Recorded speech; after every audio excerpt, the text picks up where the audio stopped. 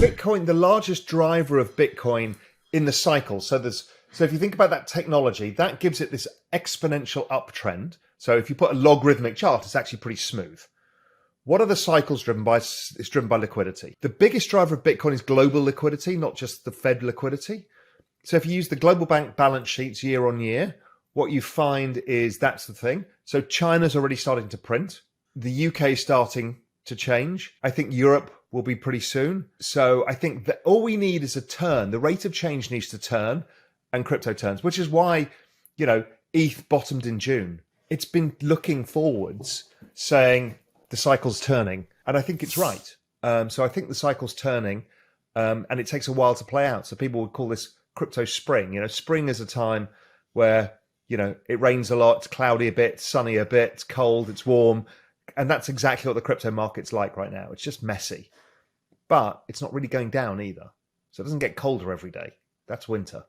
So I think we're in crypto spring. And as liquidity changes, and I think that happens relatively soon because things are getting pretty ugly out there. The first part is the adoption of technology is relentless. It does not stop. It's not driven by the capital markets. The capital markets mean more entrepreneurs take a shot. Nobody gives a shit if the hurdle rate's 6%. Look at the hurdle rate in India. Look where Indian interest rates are. Where are they today? 7.5%. So 7.5% rates. And how many entrepreneurs have you got? The entrepreneurs in India are going exponential. So it's a nonsense narrative that raising interest rates means that nobody does technology. Go back to the 70s. There was plenty of technology companies like Xerox that took over that period of time. So I don't believe that. I think the adoption of technology is exponential. Again, if people want to understand what I'm talking about, look at India. Look at what happened after Aadhaar, India Stack, UPI, and then the Cambrian explosion that happened there. It's astonishing. So let's go to crypto. Crypto right now is the fastest adoption of any technology the world has ever seen. It's twice the adoption speed of the internet. Sorry, do you mean by number of holders?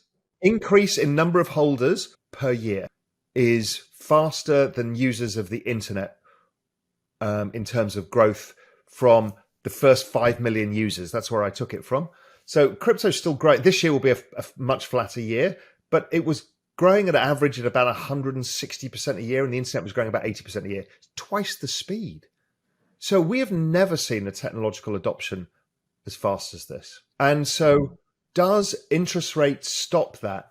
No. Change in interest rates is the thing that stops it. That liquidity, remember, it's year-on-year rate of change. If they just stopped interest rates, if the US stopped interest rates here, over a while, the rate of change goes flat. Assets can do fine in that because remember, it's technology adoption that actually drives the price over the longer run.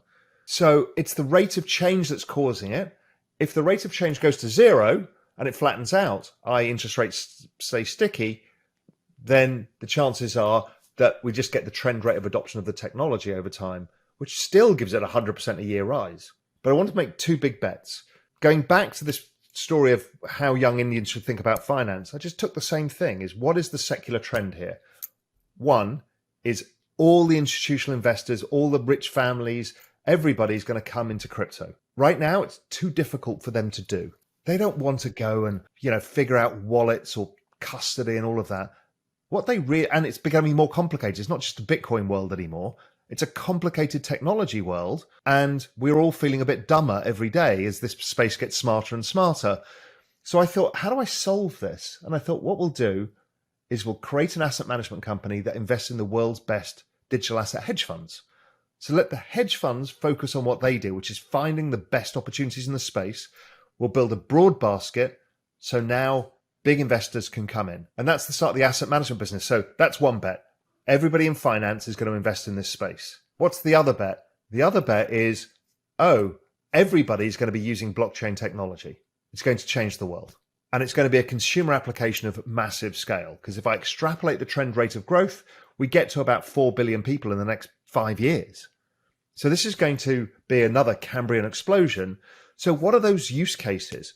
So I had a thesis that culture is becoming the new asset class. So this is culture and community. And where those are strongest are music, sports, film, TV, book franchises, and fashion.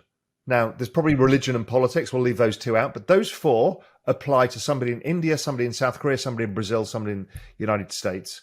And they are at a gigantic scale. So I think they're going to be tokenized using both a combination of NFTs and social tokens. And if I think the next billion people come into that and the next $1 trillion comes into the finance bucket to fund all of this, well, I want to capture both of those. So this is the biggest bet I've ever seen. It's the most intellectually rewarding thing I've ever done. It's a whole load of fun. So I'm now working stupidly 14 hours a day, like 7 days a week, but I've got a grin on my face and endless energy from doing it because these times are magic. They happen once or twice in your entire life when opportunity is everywhere. It's not easy. It never is easy. Opportunity is everywhere. You've seen it and you go for it. It's inevitable because we as humans want it. We as humans understand some of the fragilities of the system. You know, humans' two strongest emotions are fear and greed. Crypto works for both of them. Fear is, I want to keep my money. I don't want it taken away and I don't want it debased and I don't trust you. And greed is, hey, this is a perfect behavioral economics incentive system where if we all participate in the network, the value of the network goes up. So this is a very powerful force. Imagine if Facebook, when it started, so Facebook works by giving you a bunch of free tools, monetizes your attention span, and the shareholders get rich and you kind of get abused, but you get the free tools. So it's a trade-off. Imagine if Facebook had given every single user free shares. You would have told everybody about it and would be passionate about it. That's all crypto is. The new big change coming, and I've talked a lot about this, is ETH yield, staking yield. It gives us a benchmark yield for the space. How are you guys thinking through that? The opportunities it might create for new products, stuff like this? Because I have a feeling it might change DeFi and CeFi in many ways because of the availability of yield and the kind of security of that yield itself. Yeah, I'll actually make the case that it already has changed it to a certain extent. There are the three big buckets in crypto right now. We have speculation, which, like it or not, has been a driver for many people into the space. This has dried out on a massive scale. You don't see big time retail money coming in, some institutional here and there, but it has dried up. The second thing, is obviously leverage in the system, the internal leverage in the system that, has been flushed almost entirely and de-leveraged since May. And then the third bucket of importance, I think, is exactly what you pointed out.